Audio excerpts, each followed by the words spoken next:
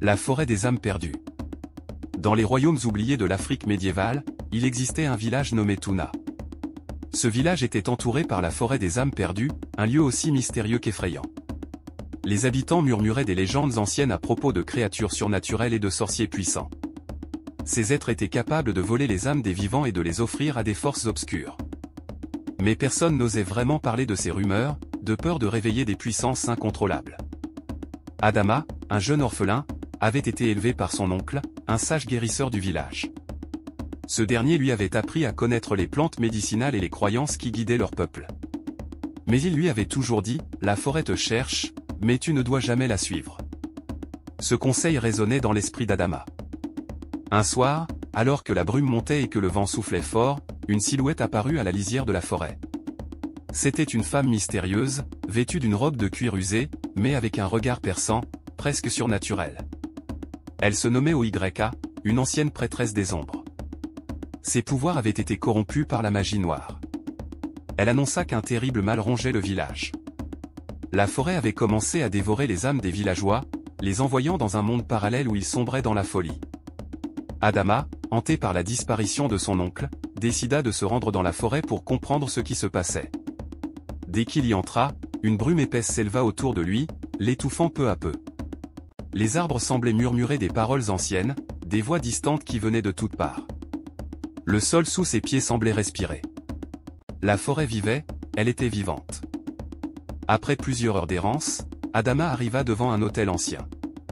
Celui-ci était surmonté d'une statue en bois noirci, représentant une créature humanoïde aux yeux vides, comme deux trous béants menant au néant. À cet endroit, il aperçut une silhouette familière. C'était son oncle. Mais ce n'était plus un homme. Il était devenu une ombre, une créature déformée par la magie noire. Ses yeux étaient rouges, et son visage figé dans une expression de douleur infinie. « Tu n'aurais jamais dû venir ici, Adama, » dit l'oncle d'une voix grave et menaçante. La forêt réclame son dû. Je l'ai nourri de sang et d'âme perdues pour obtenir ce pouvoir. Mais chaque pacte exige un tribut. La forêt est toujours en quête d'un nouveau maître. Son oncle expliqua que, pour obtenir son pouvoir, il avait pactisé avec des forces obscures. Chaque âme qu'il avait volée appartenait désormais à la forêt. Et maintenant, il était le prix qu'Adama devait payer. Soudain, un rugissement déchira l'air. La forêt tout entière sembla réagir. Des créatures hideuses, des ombres aux crocs acérés, surgirent des ténèbres, cherchant à capturer Adama. Les arbres se tordaient, et la terre tremblait. La forêt, elle, était furieuse. Elle était réveillée. Adama se retrouva face à Oyka, qui l'attendait au centre de ce chaos. Elle lui tendit une amulette noire, un artefact ancien et puissant. Elle lui expliqua que cette amulette était la clé pour stopper l'esprit maléfique qui hantait la forêt. Mais pour cela, Adama devait affronter l'esprit ancien, une entité née des âmes perdues et de la magie noire. Un être d'une puissance incommensurable. Alors qu'il s'enfonçait plus profondément dans la forêt, Adama se rendit vite compte que l'amulette n'était pas la véritable solution. Plus il avançait, plus il comprenait que la forêt cherchait à le conduire vers une vérité terrible. Son oncle, en concluant le pacte, n'avait pas seulement sacrifié des vies humaines. Il avait également sacrifié son propre sang. L'âme d'Adama avait été promise à l'esprit ancien bien avant sa naissance. Il était la clé de la libération finale de cette créature infernale. Finalement, Adama arriva devant l'autel central de la forêt, où se dressait une immense silhouette de pierre. Cette statue semblait vivre, ses bras tendus vers le ciel. La terre trembla à chaque pas qu'il fit. Le vent soufflait avec une violence inouïe. Soudain, l'esprit ancien, une gigantesque créature faite d'ombre et de flammes, s'éveilla. Son cri déchira la nuit.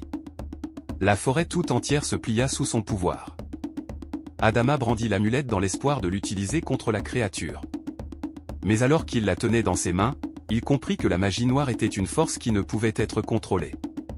L'amulette se brisa sous l'impact de l'esprit ancien. La forêt, enragée, se déchaîna. Les ombres semblaient tout engloutir. Oyka, qui observait la scène, se rapprocha d'Adama. Son visage était tordu par la satisfaction. Il est trop tard. Tu appartiens maintenant à l'esprit ancien. La forêt réclame son dû. Mais Adama refusa de se soumettre. Avec un dernier éclat de courage, il lança les morceaux de l'amulette vers l'esprit ancien. Une explosion de lumière illumina la forêt. La créature vacilla, mais un cri perça l'air. L'âme de son oncle, prise dans un tourbillon de douleur, se jeta sur lui. Un dernier sacrifice. Alors que la lumière se dissipait, Adama se sentit glisser dans l'abîme des ténèbres. L'esprit de son oncle, dans un acte de rédemption, l'avait sauvé en se sacrifiant une dernière fois. Mais la forêt, elle, attendait. Attendant toujours son prochain héritier. Et dans cette obscurité, Adama comprit la vérité, l'esprit ancien n'avait pas besoin d'âme pour survivre. Il avait besoin de douleur. Une douleur infinie, qui se nourrissait des âmes perdues, des sacrifices. La forêt, dans un silence glacial, attendait sa prochaine victime. Et vous, cher abonné de Ciné Illustré, oserez-vous pénétrer dans la forêt?